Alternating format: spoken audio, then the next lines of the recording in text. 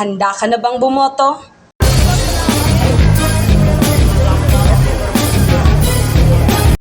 Nalalapit na naman ang eleksyon, muli na namang nahaharap sa isang mahalagang desisyon ang sambayanang Pilipino. Pero ang tanong, paano mo pipiliin ang iyong iboboto? Yung mga kandidato na palagi ko na nakikita sa social media.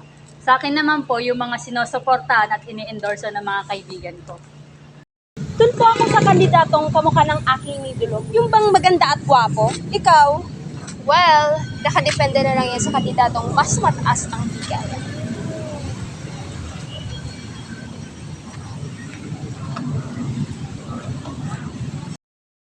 Alam kong may kanya-kanya tayong basihan sa pagpili ng ating kandidatong iboboto. Pero tandaan na ang pagboto ay isang sagradong karapatan na kailangan nating gamitin sa isang responsable at matalinong paraan. Paano po ba ang responsable at matalinong pagboto? Ano-ano po ba ang mga dapat namin isaalang-alang sa pagpili ng kandidato? Magandang katanungan. Hayaan ninyong ibahagi ko sa inyo ang ilang tips on how to vote correctly, wisely, and intelligently. First, do a background check. Kilalanin mo muna lahat ng kandidatong tatakbo sa inyong lugar at alamin ang kanilang kapasidad sa pamumuno, pagsisilbi sa bayan at higit sa lahat ang kanilang paniniwala, pinaglalaban at ang kanilang mga pag-uugali. Huwag magpadala basta-basta sa social media at tandaang ang kandidatong ating bobotohin ay ang may pagmamahal at pakisabayan, lalong-lalo na sa mga nasa laylayan ng lipunan.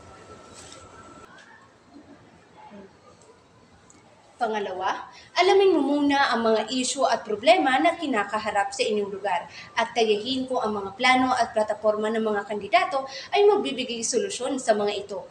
Alamin ang kanilang konkretong nais maisakatuparan kapag sila ay nailuklok sa pwesto. Tandaang maging mapanuri at pag-isipan ang inilalahad ng mga kandidato. Pangatlo, huwag magpapadala sa popularidad at malaartistang itsura ng mga kandidato. Maging kritikal sa paghuhusga sa kanilang kakayahan, katapatan at kalinisan ng loob sa halip na pisikal na anyo at kasikatan ng mga ito. At pang-apat, magkaroon ka ng sariling paninindigan. Huwag kang magpapadala sa mga kakilala mong hinihikayat kang iboto ang iniundurso nila. Tandaang huwag din magpapadala sa panandaliang pera na ang kapalit naman ay ang kawalan ng aksyon. At yan, ngayon alam mo na ang mga dapat mong gawin para sa isang responsable at matalinong pagpili ng kandidato. Ano pala yun? Munti ko nang masayang ang karapatan kong bumoto eh. At least ngayon, we are fully aware on how to vote correctly, Intelligently, And wisely.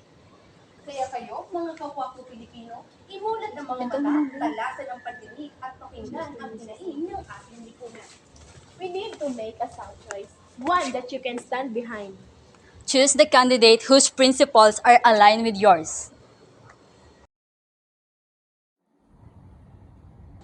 Choose a candidate who you believe will honestly serve the people, especially those who are in poverty situation.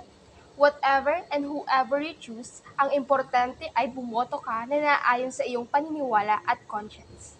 At huwag din kakalimutan ang mga mahalagang traits, values at qualities ng mga kandidato. Vote for candidates who respect human dignity. Human rights and freedom. A candidate who promotes justice, Equality. common good, Service. excellence, and love for the poor. Vote for a candidate whose values and traits are exemplary, such as God-fearing, honest, Vibrant. Transparent leaders. simple, accountable, trustworthy, Humble. Dedicated. Gamitin natin ang ating sagradong karapatan sa pagboto upang makaluklok ng karapat-dapat na kandidatong maupo sa pwesto, kandidatong may alam at kamalayan sa totoong nangyayari sa lipunan.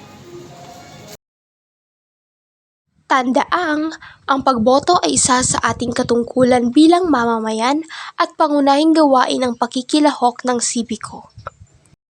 Ito ay isang makapangyarihang paraan upang iparinig ang ating mga boses at magkaroon ng impact sa mga isyong nakakaapekto sa atin. Kaya ngayong papalapit na eleksyon, huwag nating hayaang masayang ang ating mga boto. Use your power. Kailangan nating lahat makialam, tumindig, magparehistro at bumoto ng responsable at matalino. Vote for your family. Vote for your friends. Vote for your fellow man. Vote for your future. And vote for your life.